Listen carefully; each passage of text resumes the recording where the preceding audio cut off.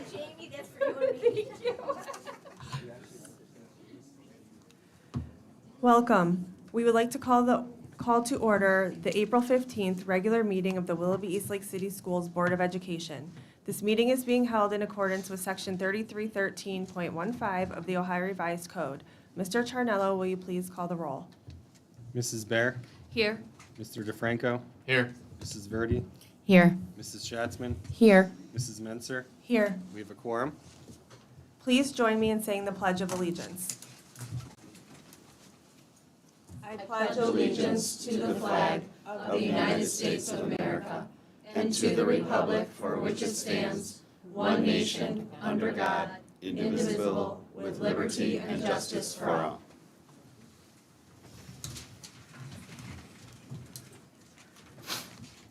We would like to welcome everyone to our meeting this evening. To ensure everyone is aware of the way these meetings operate, we want to share the following.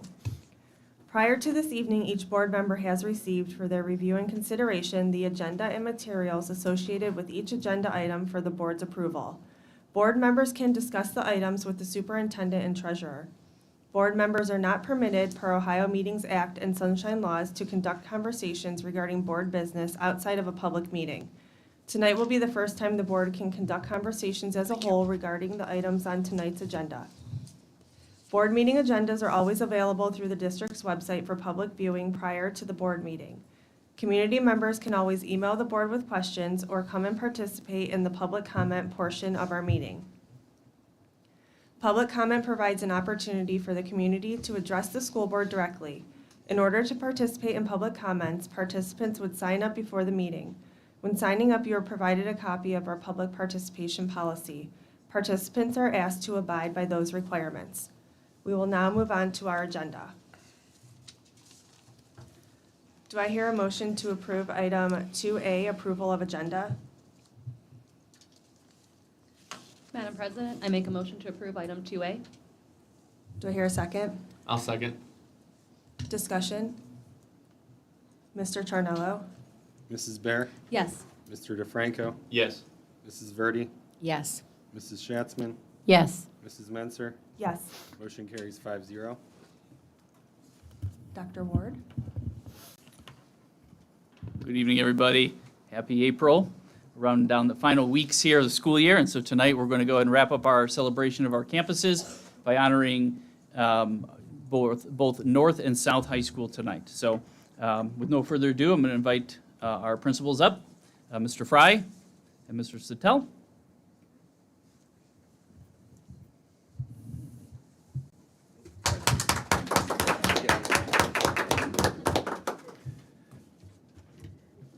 Madam President, Dr. Ward, fellow board members, it's our privilege to be here tonight to recognize the achievements and the accomplishments of some amazing staff and students from North and South High School.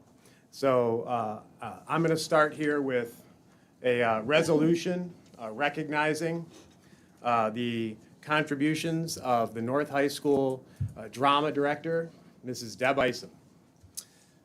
Deb, thanks to your passion, commitment, vision, and love, the North Drama Program is the best show this side of Playhouse Square.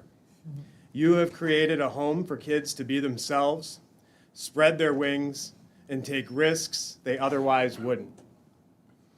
In an environment where everyone is respected and included. On behalf of the staff, students, alumni, and entire school community of North High School, thank you. And now, a resolution from the Willoughby Eastlake City Schools Board of Education. Whereas Deborah Isom has served as the drama coach at North High School with unparalleled dedication and commitment, cultivating an award-winning drama program, and under her leadership, the North High School drama program has flourished, involving nearly 100 students each year in exceptional performances. And the impact of her mentorship extends beyond stellar performances, as the North Drama Club has provided a nurturing environment for students to explore their talents, step out of their comfort zones, and form lasting bonds with their peers. And the North Drama Club has fostered a sense of belonging, camaraderie, and support among its members, creating a familial atmosphere where students feel valued, encouraged, and empowered to pursue their passions. And her unwavering dedication, compassion, and leadership have significantly enriched the lives of the countless students, instilling in them confidence, resilience, and a deep appreciation for the arts. And her departure leaves a profound void in the North Drama Club.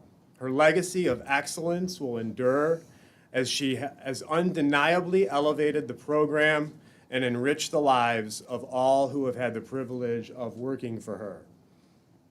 Now, therefore, be it resolved that the Board of Education, the North High School administration, faculty, and student body express their heartfelt gratitude for her exceptional service as drama coach and for her transformative impact on the North Drama Club. And be it further resolved that this resolution be presented to Deborah Isom of North High School as a token of the enduring appreciation and admiration of the entire North High School and Willoughby Eastlake community for her tireless efforts and profound impact on the lives of students and the community as a whole. Signed on this 15th day of April, 2024. Thank you.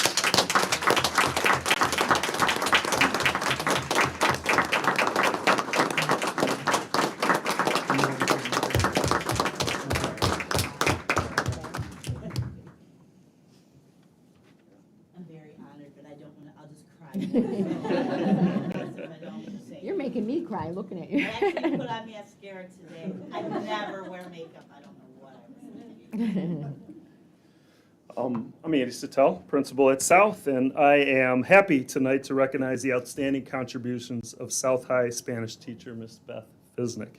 Mrs. Visnick has been at South for 22 years. During this time, she has established herself as an incredible teacher and leader in our building, and most importantly, as a passionate advocate for providing experiential learning experiences for her students. In the classroom, Mrs. Visnick is an outstanding teacher. She has grown the AP Spanish program at South to become one that consistently scores well on our AP tests. Last year's AP scores were higher than both state and national averages. Instructionally, I can confidently tell you that Ms. Visnick is incredible in the classroom. Activities and lessons are always dynamic and involve students at every level. She holds students to high standards while continuing to have great relationships with them. Once in the Spanish program, students typically want to continue to progress because of the relationships they've developed with you. Mrs. Visnick, as the Foreign Language Department Chair, is a building leader. Teachers in the building have an incredible amount of respect for her. Any new initiative, from student tutoring to the South experiences that she provides, has benefited from her leadership and involvement. Mrs. Visnick's passion for providing transformative experiences through travel abroad opportunities is evident in her efforts to broaden students' horizons beyond the classroom. She has been instrumental in spearheading international trips for over 150 South students to places such as Spain, Peru, and France. Mrs. Visnick was also selected last year by Bowling Green State University to join them in Spain as a consultant to help develop an opportunity for Ohio high school Spanish students to do mini summer study abroad outside of Madrid. Students from both North and South were offered the opportunity this summer, and there was a student from North that took that. This is all due to Mrs. Visnick's work. We're lucky at South to have her, a teacher like her, and happy tonight to thank you for all you do. Resolution from the Willoughby Eastlake City Schools. Whereas the education and enrichment of our students are of paramount importance to the growth and development of our community, and exceptional educators play an indispensable role in shaping the minds and futures of our youth, instilling in them not only knowledge, but also a passion for learning and exploration. And whereas dedicated Spanish teachers consistently go above and beyond, organizing and facilitating travels abroad for students to immerse themselves in the rich tapestry of Spanish culture and language, thereby broadening their horizons and deepening their understanding of the world around them. And whereas through these efforts, students have been equipped not only with linguistic proficiency, but also with a profound appreciation for the nuances and complexities of the Spanish-speaking world, preparing them for college-level language studies and beyond. And whereas teaching these methods are instrumental in broadening students' experiences beyond the confines of the classroom, infusing lessons with creativity, enthusiasm, and real-world relevance, thus igniting a lifelong love for language and culture in the hearts of students. Now, therefore, be it resolved that the Board of Education, the South High School administration, faculty, and student body express their heartfelt gratitude for her exceptional service as a Spanish teacher and for her transformative impact on the student experience. And be it further resolved that the resolution be presented to Beth Visnick, South High School, as a token of the enduring appreciation and admiration of the Willoughby Eastlake community for her tireless efforts and profound impact on the lives of students and the community as a whole, signed on this 15th day of April. Congratulations, Mr.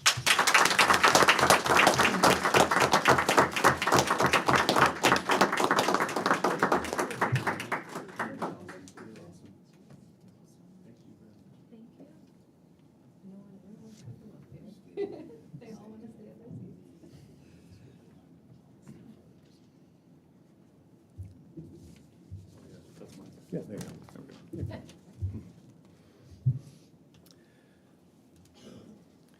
It's now my privilege as principal of North High School to recognize Sophia DeSillo. So you could stand up here.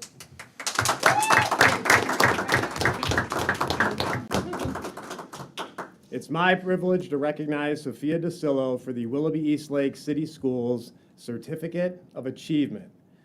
Sophia is one of the most well-rounded, impressive young people I've had the pleasure of meeting.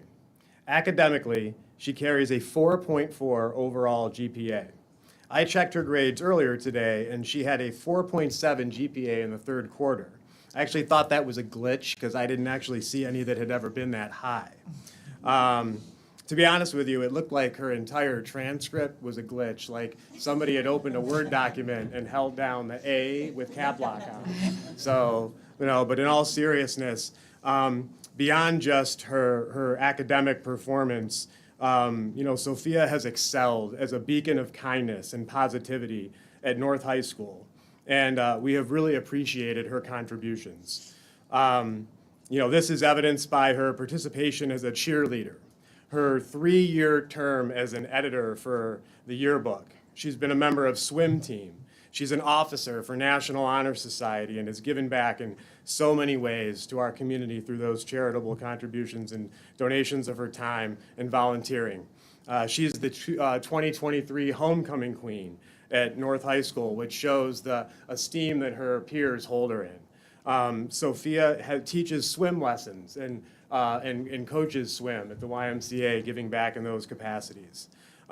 Sophia is a perfect example of what's possible in the Willoughby Eastlake City Schools. Sophia started as a 9th grader, wide-eyed and just open to all the possibilities of what was out there, and now she's leaving with some impressive credentials. For her efforts, Sophia has been awarded the Morrill Scholarship from The Ohio State University. The Morrill Scholarship Program is Ohio State's premier merit scholarship program, rewarding academically talented students who are actively engaged in diversity-based leadership, service, and social justice activities. It is a full academic scholarship, renewable for 8 semesters.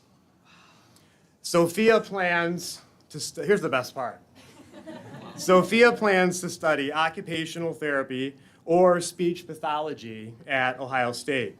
And a couple of months before she finishes school, she will be sending her resume to brian.patrick@leeschools.org, and she'll be coming home where she belongs. So, congratulations, Sophia DeSillo.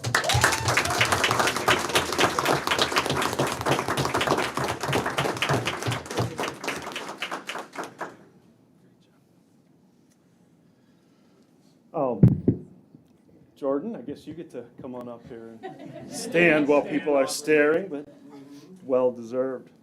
Ladies and gentlemen, welcome Jordan Cessna from Willoughby South High School.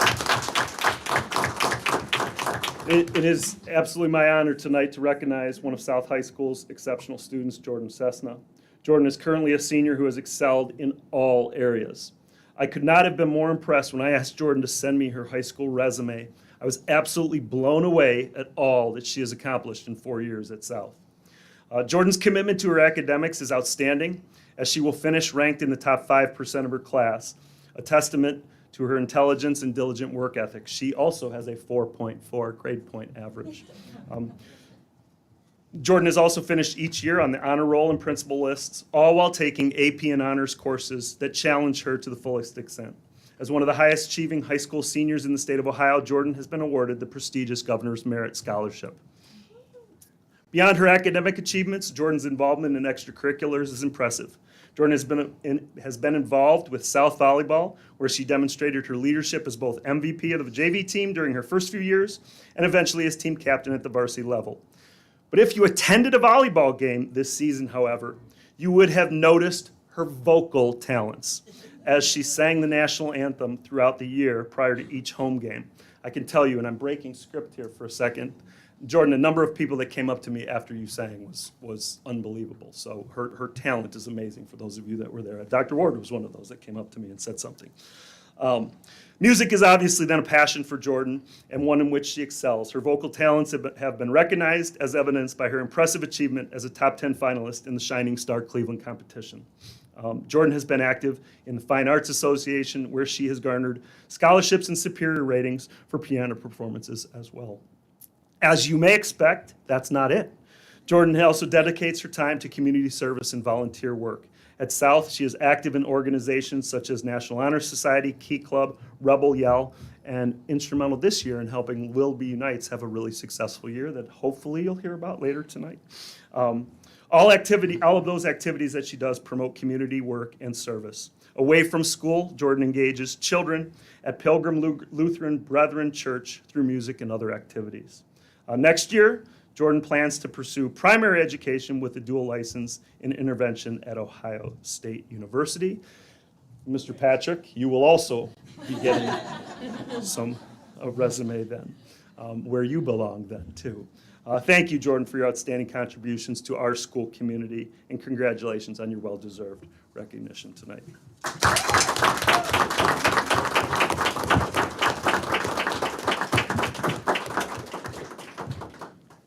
At this point, So, yeah, those that would like to leave to get some pictures, if you were just honored, this would be your exit opportunity. You're more than welcome to stay. We never want to rush people out the door. Thank you very, very much. Thank you very much. Congratulations, fabulous. Oh, that's so good. You loved it. Thank you. Oh, spoke very highly of you. Oh, hi.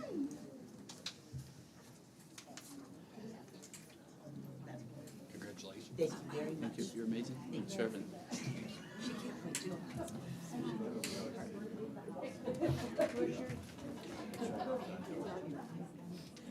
Paper?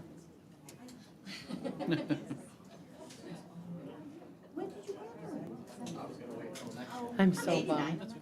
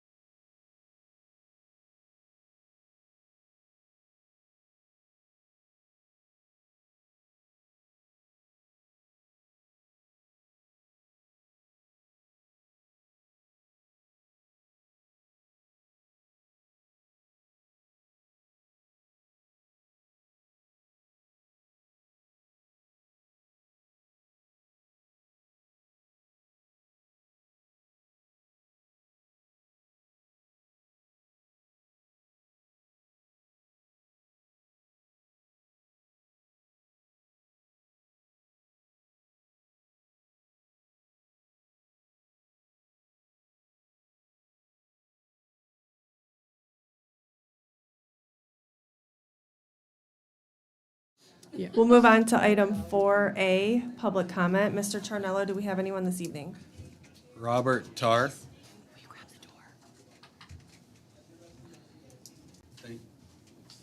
Thank you. I appreciate the opportunity to address the board. My name is Robert Tarr. I live at 4680 Willowcroft in Willoughby.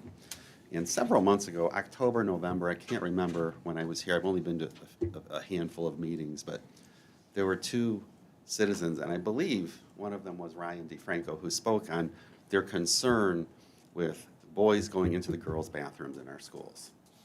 Now, what brought this to my attention recently was I had someone at my home giving me an estimate for some work, and he commented to me about his concerns about his son saying that the boys just go into the girls' bathrooms in the middle school and nobody even cares. So my question tonight is, I thought back to last year's meeting, has this been addressed? Has anything been done? Is anything being done? Or do we not care? Now, the question I have for the three women, Denise, Jamie, and Krista, is if I was to follow either one of, or Stacy, excuse me, 4 women. Yes, Stacy is a woman. I don't believe she's identifying as a man tonight. Anyway, the question I have is, and I do like humor, but I don't think this is a funny matter, but if I was to follow either one of you 4 into the bathroom, would you be comfortable with that? I mean, would you think that's okay? Do you think that's normal? I mean, I heard the talk tonight, stepping out of our comfort zone as far as the theater, teaching the kids to work. Is having the co-ed bathrooms in their comfort zone, is that safe? Is that smart? Then what difference is a high standard in French class if we have no moral standard? What's the point? What's the point? Where are my tax dollars going is the main question. And am I pleased with where my tax dollars are going and how they're being spent? Apparently not. So I don't know if you're able to address this tonight or if you get back to me later. I asked for a reply, but I will be more than willing to come back to next month's meeting to hear a reply if that's how you normally handle your business.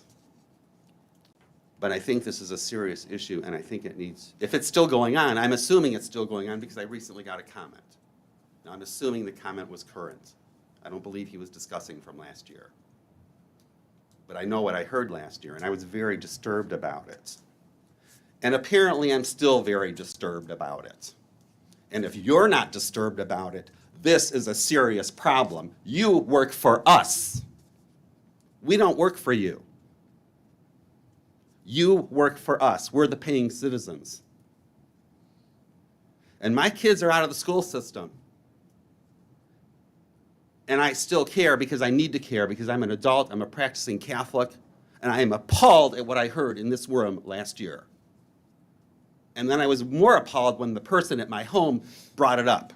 I'm sorry, your 3 minutes are up. Oh, I didn't know I had 3 minutes. That's good. It's probably better they're up because I'm just getting more and more upset. Thank you. Appreciate your time. you. All right, have a great Thank you. evening, everybody. Thank you.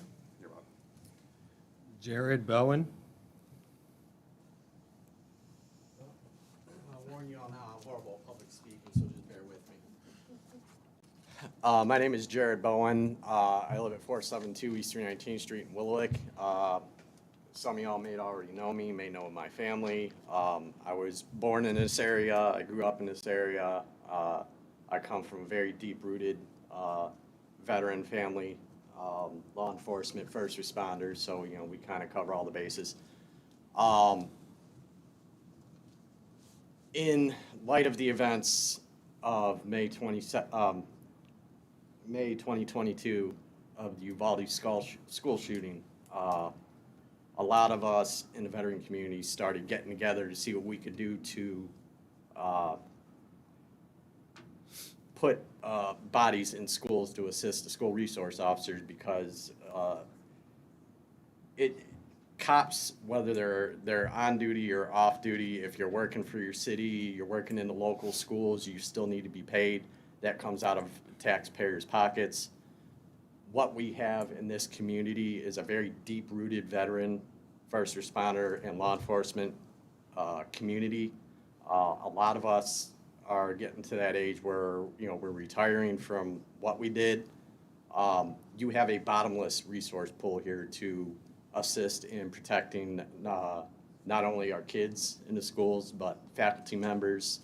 And the majority of us already have extensive training, more often than not, surpasses what local law enforcement is capable of when it comes to how to respond to crises such as school shootings. And after the incident at the beginning of the month with the tech center, with a student attempting to smuggle a firearm on the campus, was the point where I finally said, all right, enough is enough, something needs to be done. I'm offering my time free of charge wherever you need me. I'm almost 100% certain that once I put the word out locally, that I can gather us enough people to help do that. I brought it up at the Coffee Talk over at South High. I brought it up in front of the Willock City Council. Pretty much everybody's on board. I just need to know what specifics you guys need from me, and possibility of putting this together, because I don't want to be that guy to say it, but when's it going to happen to us? And if we can put bodies into schools now to assist, to help, it give us a chance to not only build relationship with faculty, law enforcement, and whatnot, but we'd also be able to establish protective relationships with the children. And I'm pretty sure that everybody would be in agreement on that. So, Thank with you. that I'm being sorry, said- but your 3 minutes are up. That's fine. Thank you. Am I allowed to ask a question or no? No, sorry. I'll ask after. Thank you. We'll now move on to item 5A, board discussion. We have 2 items under this line tonight. The first is community development. Mrs. Bear, do you want to start? Yeah.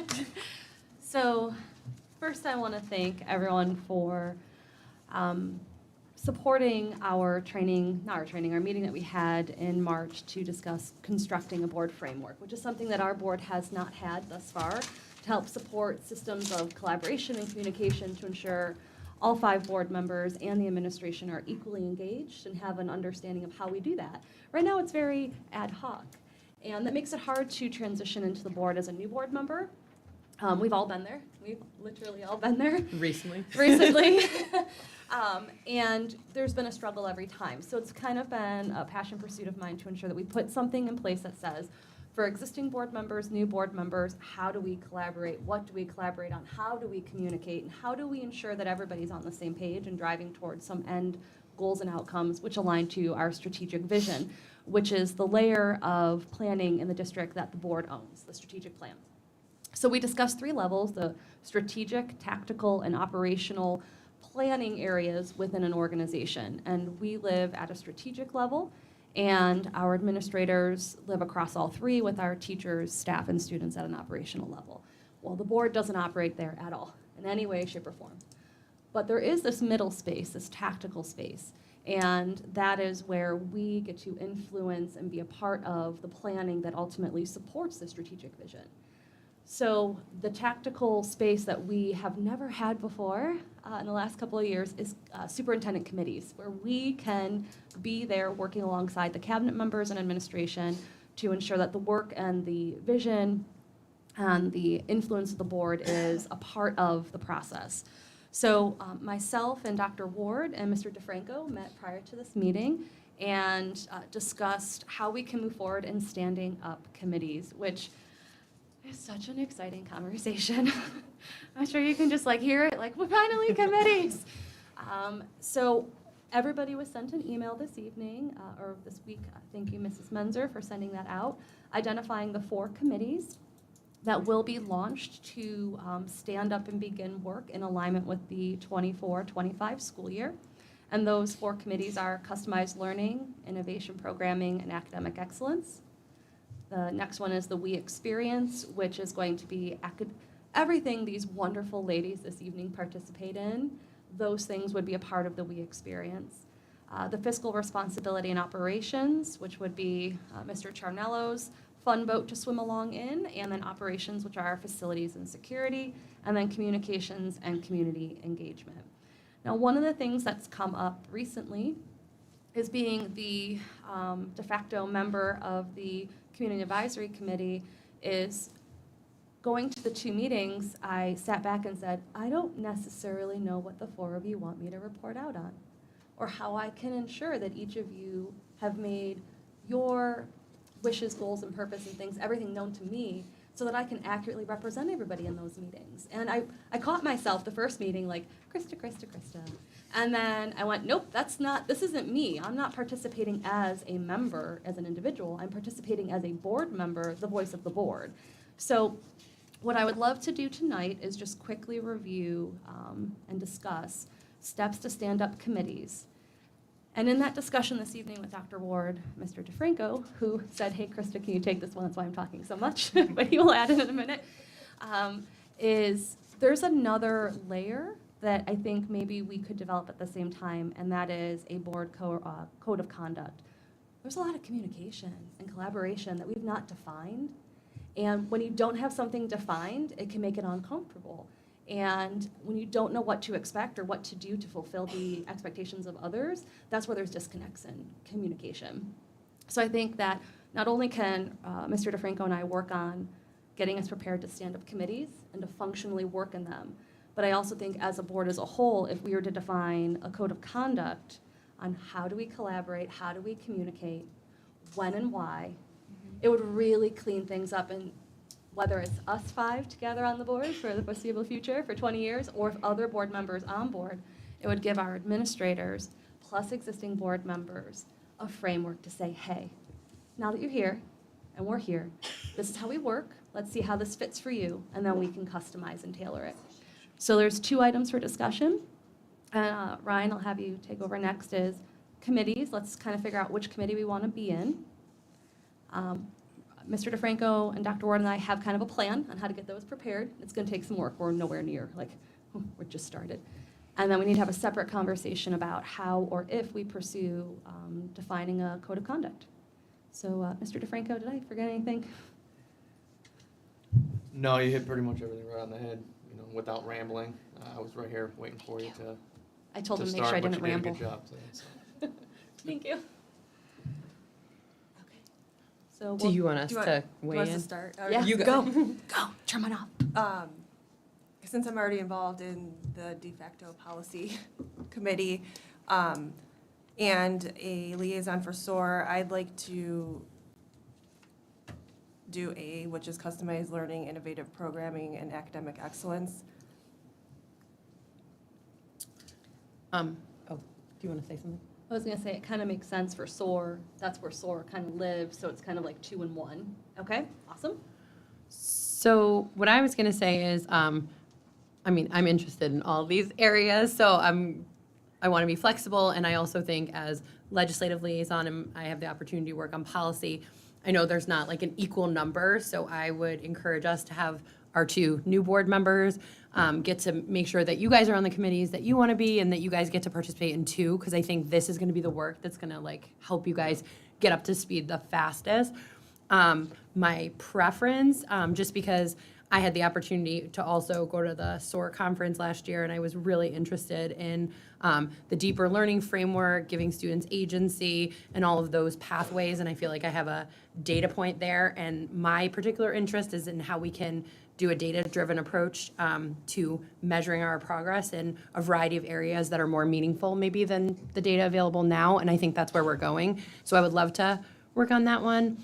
And secondly, I think all high-functioning boards and organizations who work with boards recommend a board member code of conduct. I don't think we should adopt a different board's code of conduct, though. I think we need to write one that completely, yeah, absolutely. And whoever participates in that, I'm happy to help, or I'm happy if other people do it. I do think we all need a voice in that, and I think that'll be a great step for us to take.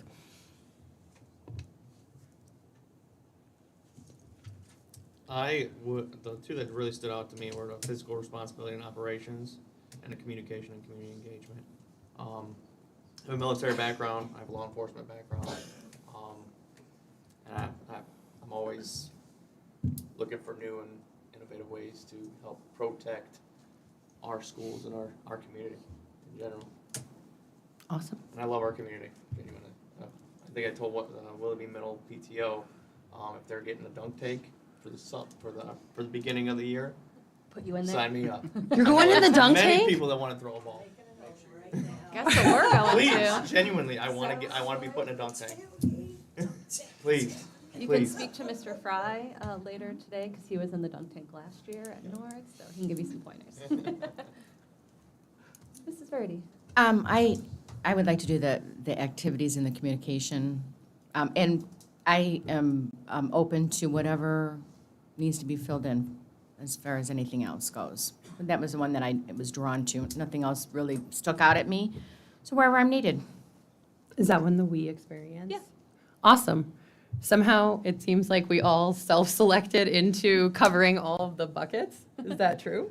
It is.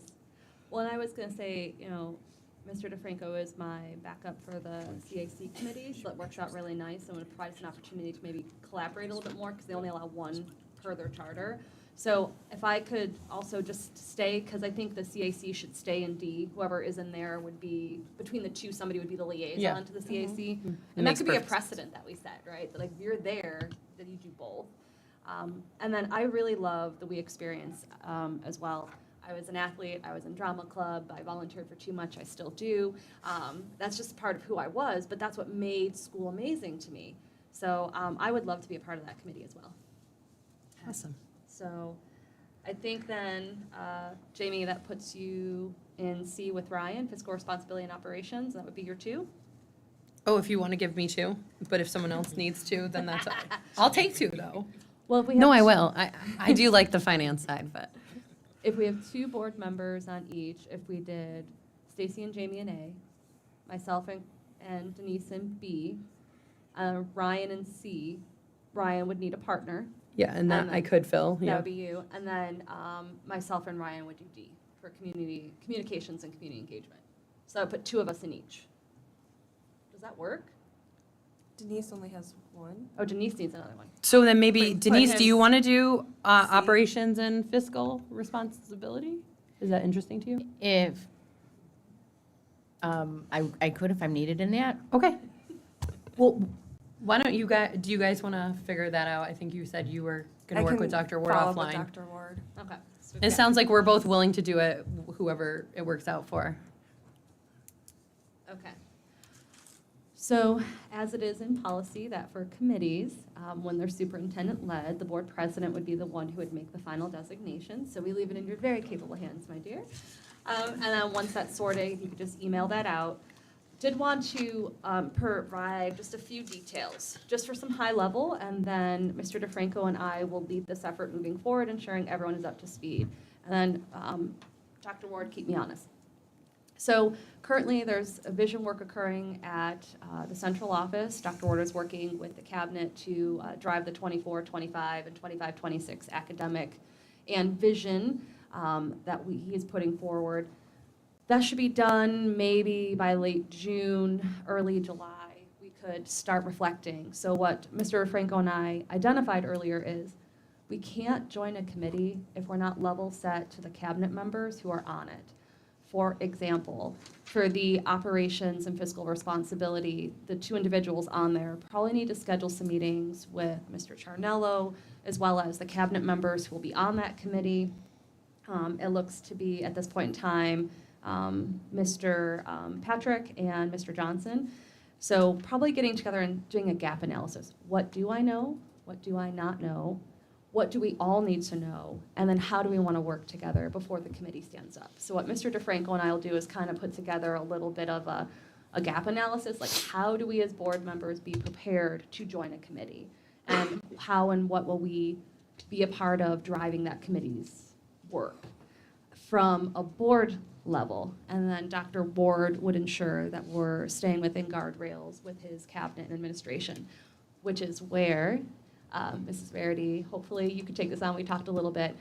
We need to define a code of conduct because this board has never directly communicated with administrators outside of the superintendent and or treasurer, which a lot of high-functioning boards do. They have direct access to members, but as a precedent that was set previously, that is not something we've ever done. So it's probably a good opportunity for Dr. Ward and Mr. Charnello to meet with, if Mrs. Verity, if you'll take on this work. Jamie, I heard you kind of volunteer yourself too. Sure. Okay. To say, when the board is directly communicating with the cabinet, what does that look like? What is the frequency? How do we do it? What's the expectation? When are we reaching out to the superintendent or treasurer versus a cabinet member? Things like that, so that we're not unduly putting pressure on the cabinet team members to work with us. We want to build collaborative relationships, but we've never done it. So what does that look like? Looks like growing pains, Yes, but hopefully. but worth it in the long run. Well, I'm happy to get to work with Miss Verdi on this, so. I think a theme of our conversations thus far has been we want to be a proactive organization, not a reactive organization. And having these conversations and having this framework will allow us to preemptively communicate with our administrators and then work collaboratively. So I think within there is probably a reflection cycle, what's working, what's not working, how can we improve? But I don't know what that looks like. Okay. So we would need to have that kind of all in place by July, where the vision work is complete, and between July and August, the committees would stand up and start to affect some goals and purpose, and start doing the work of a committee. And Dr. Ward, you already had a tentative calendar. Are you comfortable with me sharing that, or would you prefer? Okay. So in August, as our laser focus is on curriculum and instruction and increasing the academic outcomes of our students, the first committee to take action would be the Customized Learning, Innovative Programming, and Academic Excellence Committee with Zach and Pat. Next would be the We Experience in September with Zach, Andrea, and Heather, and then probably us. And then October would be Fiscal Responsibility and Operations. And then in November would be Communications and Community Engagement. And then we would cycle through again, January, February, March, and April. So we kind of already have a calendar penned out so that we can start scheduling proactively our meetings so that we can prepare for them. That sounds great. Would the expectation be that once the committees are assigned and we know who's on them, that those members would just coordinate in terms of like specific meeting dates? Or is there going to be like a set, are we trying to have like a set, like, oh, the third Monday of the month or something like that, where all committees always meet at the same time? That's a great question, Mrs. Schatzman. So Wasn't it ideally it would be done before that month's meeting? yeah. That would be great. So then then you're reporting out, basically. Yeah. So these are the things that Mr. DeFranco and I will work on is what's that meeting cadence? When does it occur? How do we keep meeting minutes? How does the work of a committee operate? What are the guardrails when it's the committee's decision-making purview versus we need to call a meeting of the board because we've hit this level of criterion that we need all five. So we'll get that kind of flushed out, and we're going to put this word in the front of everything. It's a pilot. So I have a quick question. So as you're talking, I'm sort of like in my head hearing this and saying, a lot of what you're doing to stand up the committees really does derive from a board code of conduct defining how we work together. So does it make sense, like Denise and I are taking on the code of conduct between the board and the administration of the district, does it make sense for you and Ryan to just kind of carry that out to at least the initial stages and then bring it back to the board in like a future work session in terms of code of conduct? Is that something you guys want to? yeah, I think it's, what are it's kind of like, what's the litmus test when we're in the committee meetings to say, wait, we've hit that point where let's be more receiving information. We need to call a special meeting of the board. So, yeah, no, I actually drew a little visual of, everybody knows the Venn diagram. We love Venn diagrams. I'm a visual person. I did a triangle last time, right? Gotta love it. So if we have committee, the committee members, you have the administrators, and then you have the board members. There's these spaces of overlap. There we go. Right. Oh, it's like, that just totally looked like we made the worst heart ever. But Worst triangle. I know, right? I think I'll send this out, and it's the shaded area. These spaces where there's overlap, that's where we really need to define. And once those are defined, I think collaboration and cohesiveness and two-way communication will just be seamless. So, awesome. I think that was everything. Did I forget anything, Dr. Ward? Well done. Mr. DeFranco? No, I'm looking forward to becoming a locomotive. Get this getting train it done. moving. Okay. Until then, we'll be riding a boat, hitting every wave in everybody's wake. But We'll make them as small as we possible. learning pains, growing pains. We'll be There's all right. no growth in comfort. It is so funny. I just heard that quote just yesterday. I never heard that. I was like, that was really good. I feel like, did you say that in your recent podcast? And sometimes you have to disrupt the whole thing to. You gotta grow through what you go through. Mm-hmm. True. Okay, well, thank you very much, Mrs. Menzer. I think we are done with our portion of board discussion for the committees. Thank you. The only other item was, I just wanted to let everyone know that Mrs. Schatzman and I met on March 21st with Mr. Patrick and our Neola rep to go through policy updates, and you will see some policy revisions on tonight's agenda for first read. And we can now move on to 5B, legislative update. Mrs. Schatzman. Thank you. So interesting that we were just talking about the code of conduct and the committees and kind of where the line is. So as legislative liaison, one of the areas that I've sort of had other districts reach out to me about, or I've heard about through my work in the legislative space, is this vouchers lawsuit that's going on. If you guys are not following it, there are several school districts all across the state of Ohio who have joined together and made a financial commitment to this lawsuit, which now has a court date scheduled in November. I think when we've looked at this before, we have said that was not sort of our priority for investing. I did want to, though, explain and not make that decision on my own to say, oh, well, I assume that because a different board said this was not our current priority, that this board would say that. So what we could do potentially as a next step, if people were interested in more information, is hold a work session and speak to the folks over there. I think the high-level idea is, you know, as a state, no one is begrudging anyone choice. It's really the issue of there's a fair school funding plan that has not been fully phased in, and there is significant dollars, way more than expected or forecasted by the legislature, going to private education or private institutions potentially, or charter institutions. And when you look at that, the actual data shows us that many of those dollars are going to families who are both above the poverty line and also families who already had their children in private school before, which would suggest that they are able to do that without. So there is concern about how the legislature is allocating funds, and one option would be to continue doing what we're doing, which is to continue going down and advocating for our funding on behalf of our taxpayers. Because really what happens is the less we're getting from the state, the more our local taxpayers are expected to make that up in property taxes, and we all know that that is a burden on our community. So we can keep doing what we're doing. We can consider this alternate route, but I think it's worth just bringing it to the board to say, are we interested in spending more time on this?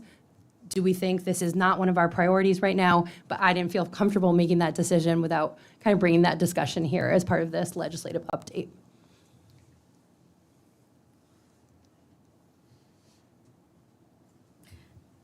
I think that's definitely worth exploring myself. I would agree too. I would think we could dive a little bit deeper into that and see. I know you and I had talked about this at OSBI, right? Yeah. I think, you know, I'm a huge advocate for public education, and I want as many students to benefit as my children do as I did. I want to rewind. Mr. Charnello, let me put this in a form of a question. Is there any reporting available to us at this time that allows us to understand how we've been affected financially by the voucher system? No. Okay. Will there be any reporting, other than your own painstaking midnight oil burning, finding out for us? Is there anything that says how many students we've lost or kept, or how we've been affected from the vouchers? The level of accountability for those that receive voucher, the level of accountability for those districts receiving voucher dollars is very minimal. That is something I know the DEW and our organizations are looking to try to bolster as they're receiving tax dollars. However, right now there is very little we were able to find out other than how much money are going to these institutions. So I think that's where the individuals that I know and speak with often when I'm around the community, and myself as a taxpayer and a resident of Willowick, I'm concerned with public dollars being spent to fund things that I have no say over as a voter.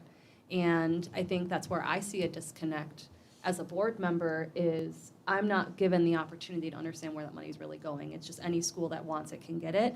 And that's my tax dollars. That's my neighbor's tax dollars. And we don't even have a say to how or where it's going. And not only a say, but also you don't have any visibility into the reporting. So they don't have the same standardized test requirements that we Yes. do or reporting. And also they don't have the same financial accountability, which, by the way, I think we just, got another award for our audit. So those are things that they are not accountable to. Now, just for some of us that might not know, people listening at home, the voucher program essentially does what? So it's, and this is why the accountability is really hard to trace exactly how it's impacting us, right? Because if you go back and rewind. Oh, Can I, no, I just. oh, I thought you were asking No, a question. it is a question, it is a question. Sorry. I had a long pause, so I take blame for that. My understanding of the voucher system, and correct me if I'm wrong, is it will take that family's income for their student and take it from, basically taking their tax money and putting it to what they want to put it to, essentially. Am I right or am I wrong there? Are- Yes. Okay. Yes. I was like, I thought I was good, and then I was like, no, I'm gonna check. So I like to learn from my mistakes. You're fine. So not exactly. I've heard that a lot, and I think that is commonly what we're saying, but it doesn't match one for one. So it's not necessarily like, the Schatzman family paid X number of dollars into the bank account, and we're just like withdrawing that account. It's a little bit different. So it's, everyone's paying their quote, fair share or whatnot into the state income taxes and sales tax, which fund the state budget. And then those dollars are being given, and they're being given per family an amount that's actually higher than in Willoughby Eastlake. Now, it's different. If you look at some of the like Cleveland City Schools or Columbus City Schools, their amount per pupil might be higher as calculated by the fair funding, but at least our amount per pupil is lower than that voucher amount that folks are getting. And it's not necessarily tied to like what I personally put in the system I can take out. It's harder to do that because it's coming from the state level of income tax and sales tax. So in theory, yes, it's like if you contribute, can you pull money out is the discussion, but it's not like the one for one, if that makes sense. So essentially, if you didn't put enough in, you're now taking out my portion. Could be the argument. So I would like to understand it better, and I would like the state to be held accountable to being able to explain how they're spending our tax dollars at a state level, period. And if we don't let our voice be heard, if we don't tell them that's what we want, they won't do it. So I'm in. I agree too. Okay, great. So I think the next step would be to invite the folks who are kind of heading up this effort, and they can either come in person, they can do a conference call and a work session. We can take the scheduling of that offline, and then we can sit and talk about it. And none of this means that we're committing to do one thing or the other. It's just Right. we're learning, which I think is always great. So Knowledge is power. absolutely agree. Okay, so that was part one. So quickly, again, committees just started meeting in the legislature this week, last week, and the big news was really the state of the state. So Governor DeWine spoke about some of the. Did I say it wrong? No, it sounded, Oh. the state of the state. It Oh, just- yeah. For Yes. some reason. So he talked about the priorities, which were the importance of the implementation of the science of reading, which is something that I know our district, there's more to be said, I think, in a future meeting, but is something we're taking very seriously, and I couldn't be proud of our implementation. And also, he was calling on the legislature to look at expanding funding for career technical education, which would also supplement his priority of an expanded apprentice program for educators.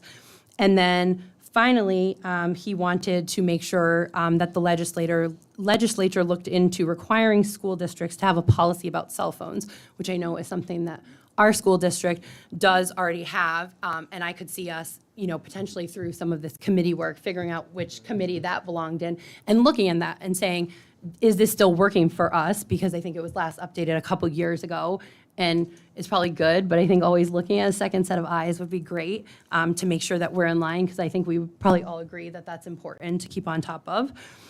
The Joint Property Tax Commission will be inviting in school districts and representatives for schools to talk about this, a lot of what we talked about here today about public school funding and how intricate it is and how tied it is to all of the tax systems, not just property taxes, but also sales tax and income tax, and how those three work together.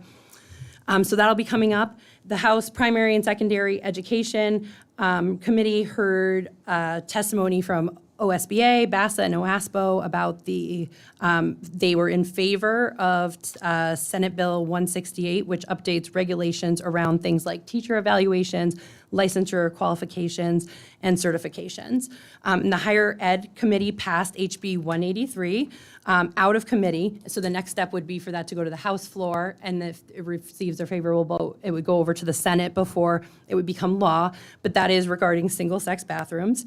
The State Board of Education spent a lot of time in their last meeting discussing the grade band changes that went into effect as a result of the legislature putting that in the budget bill. So the new grade band will be pre-K to 8 and 7 through 12. So they're taking out the 3 grade bands and trying to flatten it into 2. So those are really the highlights. I'll keep you guys all posted, and I'll take my action item about the lawsuit offline. Thank you, guys. Thank you. We'll now move on to item 6A. Do I hear a motion to approve the minutes of March 5th, 2024? Madam President, I motion to approve 6A. Do I hear a second? Madam President, I second.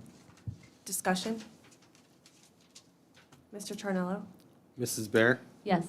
Mr. DeFranco, Yes. Mrs. Verdi, Yes. Mrs. Schatzman, Yes. Mrs. Menser. Yes. Motion carries 5-0. Do I hear a motion to approve item 6B, approval of minutes of March 11th, 2024? Madam President, I motion to approve minutes from March 11th. Do I hear a second? Madam President, I second. Discussion? Mr. Charnello? Mrs. Bear, Yes. Mr. DeFranco, Yes. Mrs. Verdi, Yes. Mrs. Schatzman, Yes. Mrs. Menser. Yes. Motion carries 5-0. Mr. Charnello, you're up with your treasurer's report. Thank you. We expected to receive our tax settlement in March. However, it did not arrive until the first week of April. As a result, our cash and our revenues are less than estimated, and this is a result of timing. So if you're looking at the one graph in the chart, the revenue or in the cash balance, it kind of nosedives. And that's just because in prior years, we also received the tax settlement in March. So when we were expecting to receive it, it just showed up late. So I just want to let you know it did show up. It just didn't show up in the March financials. Other than the timing of property taxes, the other revenue line items are in line with where we expect them to be at this point in the year. We are continuing to see interest rates fall, as we mentioned before. Still not seeing any rate cuts. So that's not good for buying houses, so that kind of bums me out, but it's okay. And we will likely see this through 2024 and 2025. And we have done a great job of keeping our expenditures lower than estimated. Thank you, Dr. Ward, for thinking outside the box and not just throwing bodies at problems when they arise. And beginning next year, all COVID relief funding streams will be exhausted, which means those items will need to go back to either the general fund or go away permanently. And this will result in an increased amount being spent from our general fund next year. So I just wanted to put that out there as the school year is beginning to wind down, that the remaining ESSER funds need to be spent by the end of the school year, and they will be going away. It's not like we could carry them over if we didn't spend them, though. Mr. Charnello, just a question. Is there a plan already in place to ensure that that occurs? Yes. So Yes, they will be all spent down. I'm sure you will very clearly communicate that, just making Oh, sure. yeah. 7B, grant application acceptance. The American Battlefield Trust, this grant is to reimburse transportation to the James A. Garfield Historic Site for a traveling trunk lesson. The Lake County Retired Teachers Association Enrichment Fund, this grant will reimburse transportation for special needs students to attend the luau at Perry High School. They will participate in activities that match IEP goals and objectives. And the GPD Group Employees Foundation, this is to purchase various supplies to improve Jefferson's sensory room. So that's kind of what all of those grants are. And 7C is just to establish the account for all of those grants in 7B. 7D, purchase orders. As the year is beginning to close, many purchase orders are either running out of money, which requires an increase, or they are closed and a new purchase order is being created. For some of these, when you project them for a longer period of time, those bills sometimes, like I said, either exceed the total amount or they have to create a new purchase order. So either way, it will result in a board approval if it's over $3,000. For purchase order increases, A.W. Farrell, this was to put on a new roof at Longfellow. However, there was a change order on that, which resulted in the amendment to the purchase order of that $12,682. And we're all aware of the Longfellow roof that looked like a balloon. The Dominion, like I said, the gas bills, our utilities are a little higher than we expected, and as a result, that purchase order needed to be amended. Dex Imaging, these are for copier chargers, or copier charges. Weston Hurd, legal counsel, they assist us with workers' compensation claims. Zenith System, these are for CO detectors at North. Game Time was for the installation of a preschool playground through a grant. Frontline, this is for our hiring and recruiting software. And Peters Khalil, this is for legal fees for the second half of the school year. So you said one of those was through a grant, so that means these dollars don't necessarily mean they're all coming out of the general fund. They could Correct. be funded. Yes, this is just purchase orders in general. It's non-grant specific. Thank you. What was their main, for Dominion, what was their main, maybe we can talk about this later, but why is it almost $10,000 more than what we expected? I don't know if maybe you need to do maybe you need a little more digging on that. It doesn't, we don't need to answer now, but just a question. That's a lot. That's a lot. Mm-hmm. Yeah, this is for more than just a month. This is for multiple months. So I think that we just didn't maybe close that purchase order down as fast as we should have and started a new one. And also I knew one of our school buildings, the gas service has been a little bit more than expected. So we looked around, maybe there's a leak, but there's not. So we're trying to figure out why maybe that one building is running a little bit higher than you'd expect. So between those two things, I think that's maybe why Dominion, for example, is on the board agenda. Now, is that one building is it a relatively newer building, or is it one of our more older buildings? It is. It's South High School. It's probably, I'd assume, because of the YMCA and also the senior center. Very well. So Makes sense. they're all put all together. connected. So, Very and well. then we have a shared service with the other entities. But I'm assuming maybe it's, maybe heating the swimming pools or something, but who knows? But whenever you have all those different entities in place, I'm assuming that's why that building's a little bit higher. Thank you. Yep, no problem. 7E, student activities. This is to establish the budget and purpose and goals for all of these activity accounts for fiscal '24. Funds cannot be spent by any of these activities if they're not budgeted and does not agree with the budget, purpose, and goals of the group. 7F, gifts and donations. The Willowbrook Middle School PTSO donated $326 to the music department for a field trip transportation. Graham and Sue Howe, Maureen and Stan Kozilski, Margaret and Mike Vanesic, Monica, there's a lot of names. There's like no Smith or Jones or anything in there. I just keep looking ahead for something. Monica and Mike Urnick donated $400 to the 018 for Jefferson in memory of Charlie Perotti. Serpentini Chevrolet of Willoughby Hills donated $3,000 to support the district's State of the Schools program in March, which we really appreciate. And Marlene Evans donated $500 to be awarded to a North student on behalf of her husband, Stephen Evans. So appreciate all of them. Thank you. Dr. Ward. Good evening, everybody. You know, one of the most delightful parts of my job is I have the opportunity to be in our buildings every week. A chance to visit with our staff, talk to our students, and engage across this incredible school district. We have so much to be proud of. In a complex world, it's often important we take a step sometimes back and sometimes smile and be proud of some of the things we've accomplished, for goodness sake. I'd like to start here with the Purple Star Award. The Purple Star Award recognizes schools that show a major commitment to students and families that are connected to our nation's military. Schools that earn this award will receive a Purple Star recognition to display on-site. A school will be honored with the Purple Star Award if they complete all of the required activities per the state, plus one optional activity. Ohio has over 600 active Purple Star schools.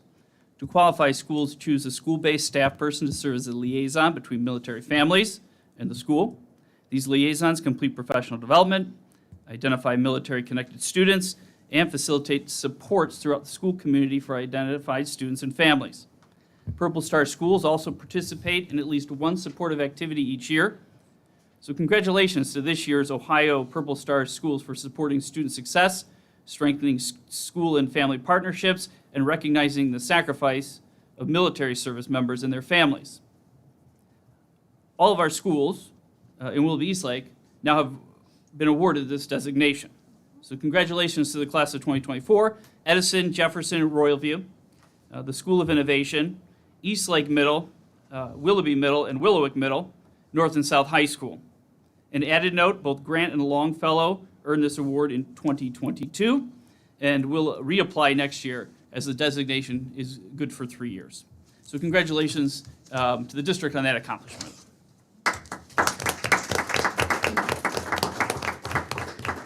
I'd like to highlight the state of Ohio recently provided us with the Momentum Award from the Ohio Department of Education and Workforce, the DO. 42 districts, 310 buildings met the Momentum Award criteria. The Momentum Award recognizes districts and schools that have improved their performance index and received a progress rating of 4 stars or more on a 5-point scale. To put it in perspective, there's approximately 2,400 middle schools in the state of Ohio, and only about 3% receive this recognition. The Momentum Award signifies that the middle-level schools that got this designation are on the right track, making more progress than a year to catch students up following a period of time during the pandemic where we had a lot of learning loss. So kudos to our staff, our teachers, and our community for taking learning seriously and getting this job done. They're on the right track, and a solid foundation has been laid. I want to congratulate Soy Elementary School and Middle School recently received the 5-star rating from the state of Ohio as a high-performing elementary school, one of the top-performing schools in the state of Ohio. And now I want to transition to recent accolades in the lane of career technical education. Special shout out to our career technical education students that recently competed at the state level in the Skills USA competition. The Skills USA Ohio State Championship brings over 5,000 competitors, businesses, and industry partners and vendors to the state of Ohio in over 100 contests, all 16 career pathways. Students have an opportunity to showcase what they've learned in career technical education.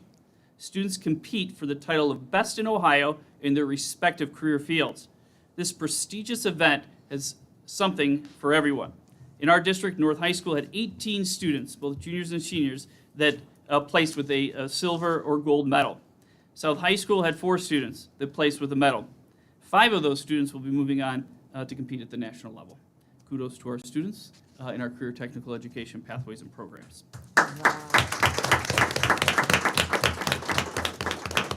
And lastly, in the lane of honoring and celebrating, if you were here last Thursday night for the Art Splash, you were absolutely treated to some of the most amazing artistic work from some of our top performing students, selected by their teachers to come here to the board office and showcase that artwork. I would highly recommend you walk around, take a look at some of our student artwork. It's absolutely exceptional. Again, a well-rounded education would be nothing without the arts. Yeah, clap for the arts. All right. 2 final points before I wrap this up. At the State of the Schools, we highlighted that we are indeed an academic institution. Our focus is student learning, and it is our primary function every day. I want to thank everyone who had took the time to attend the State of the Schools event in March. What a wonderful evening to celebrate the Willoughby Eastlake Schools. I would like to reiterate that we are a district on the move. The western end of Lake County is an amazing place to raise a family and receive a high-quality education. During the State of the Schools address, we touched on the Portrait of a Graduate, which is in its final stages of completion, and the importance of life readiness. We talked about deeper learning and project-based learning for all students, not just some. We had a chance to update the community on our progress towards the strategic plan and priorities that we discussed tonight, aligned to the framework and the committees that we're going to launch to make sure the system is aligned and focused so that we can continue to move the needle for all students. We've had a very productive school year. We are in the final stretch. It's hard to believe. The weather is finally starting to cooperate. We have about 6 weeks left in this school year.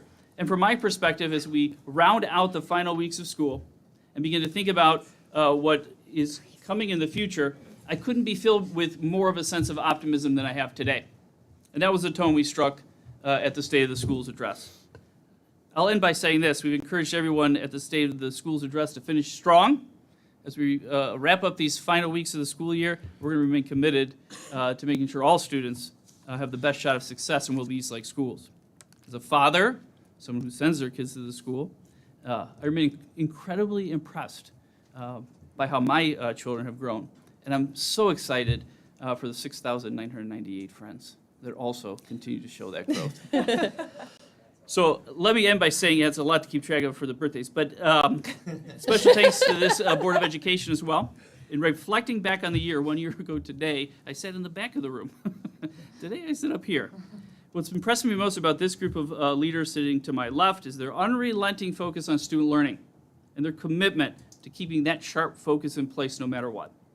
Is this system alignment and that sharp focus that will allow us to compete with all school districts and be a high-performing district that's going to lead the way in Northeast Ohio and the state.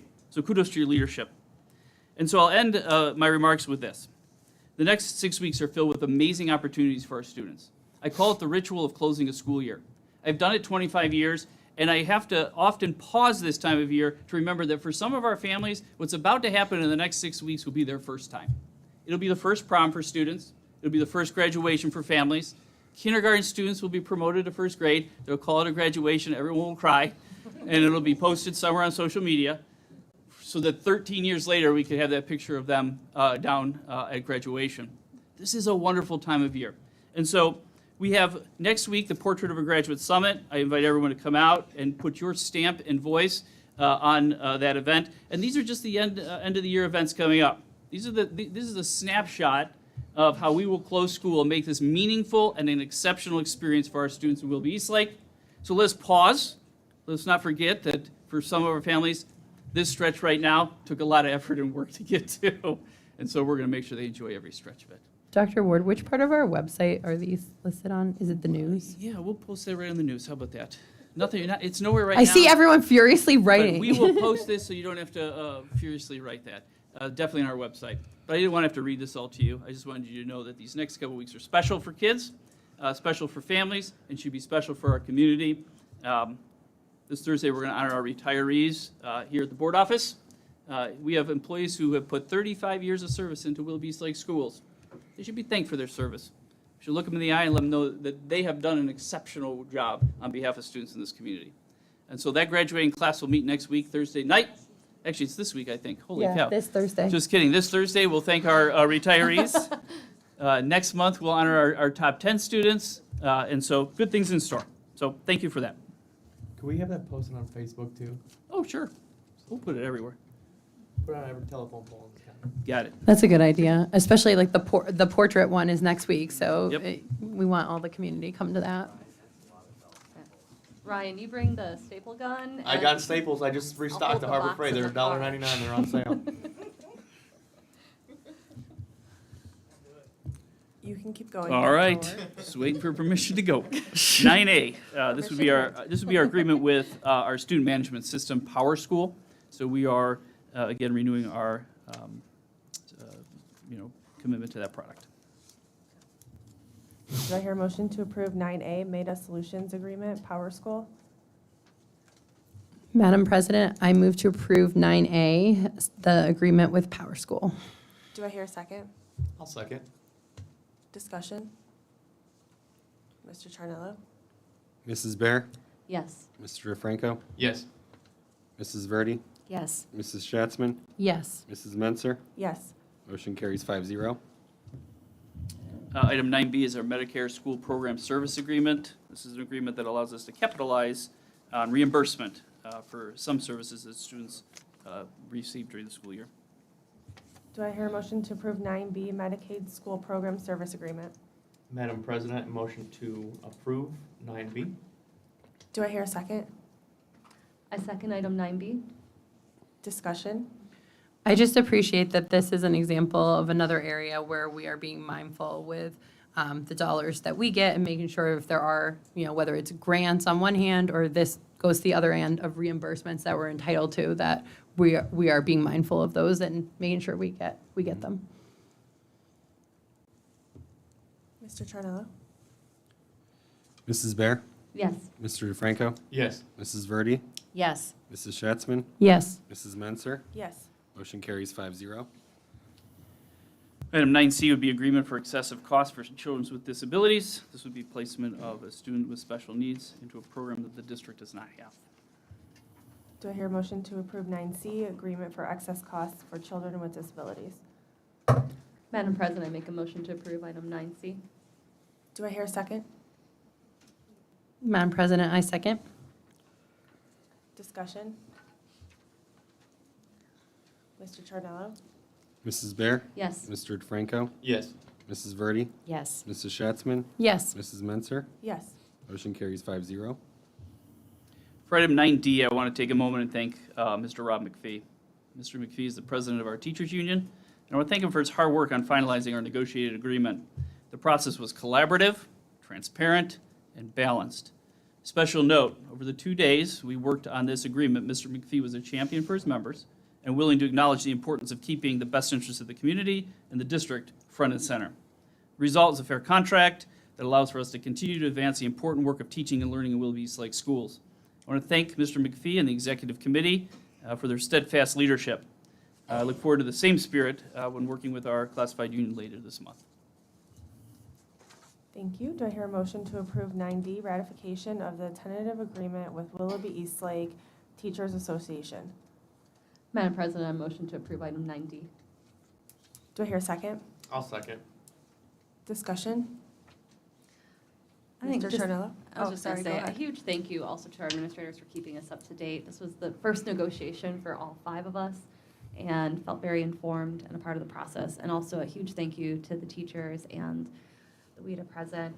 It's amazing that it was 2 days. We had heard from other districts that it's never always quite that easy, so thank you for everything.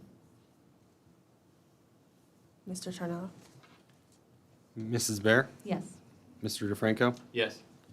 Mrs. Verdi, Yes. Mrs. Schatzman, Yes. Mrs. Menser. Yes. Motion carries 5-0. For item 9E, updated plan for the identification and service of children who are gifted. We're making one tweak to the plan that moves the age that we screen from 6th grade to 5th.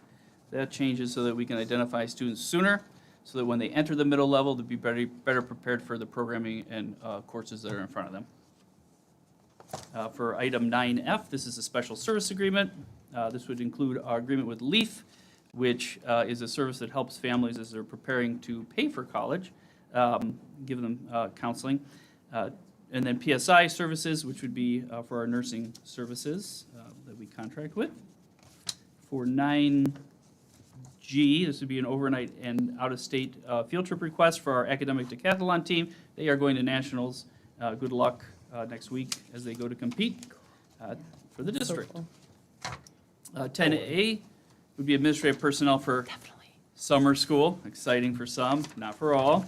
10B would be certified personnel. Of note, we do have a teacher up for tenure who we'll be approving tonight, Rhoda Wilson. We're going to honor all of our 10-year teachers collectively next month, but this is on this month's agenda. 10C is our classified personnel items, and then 11 is the first read of the following policies. And let's just go back. 10D would be the supplemental contracts, Thank you. just so we don't skip that. Are you making sure we're paying attention? I am. I like to do things in sometimes out of order. I knew you were a teacher. All right, we got it. Moving on to 12A, meeting notification. The next regular Board of Education meeting is scheduled for Monday, May 13th, 2024, 6 PM, here at the Board of Education, 35353 Curtis Boulevard in Eastlake. Do I hear a motion to approve 13A, adoption of consent calendar? Madam President, I motion to approve item 13A. Do I hear a second? I'll second. Discussion? Can I just add, it's at 5 PM next week that we're honoring, is it the top 10 North and South seniors in a different location? So next month will be at 5 PM here on the third floor. We'll do the top 10 North and South students. We'll start the board meeting at 6, like normal, and we'll recap for the public that event. We want to make sure that our students had the time and the space to get the honors that they deserve. So we'll do the cake before, so we don't have to go running out the door during the meeting. Thank you. Mr. Charnello? Mrs. Bear? Yes. Mr. DeFranco? Absolutely. Mrs. Verdi? Yes. Mrs. Schatzman? Yes. Mrs. Menser? Yes. Motion carries 5-0. Do I hear a motion to adjourn? Madam President, I make a motion to adjourn. Do I hear a second? I'll second that. Discussion? Mr. Charnello? Mrs. Bear? Yes. Mr. DeFranco? Yes. Mrs. Verdi? Yes. Mrs. Schatzman? Yes. Mrs. Menser? Yes. We are adjourned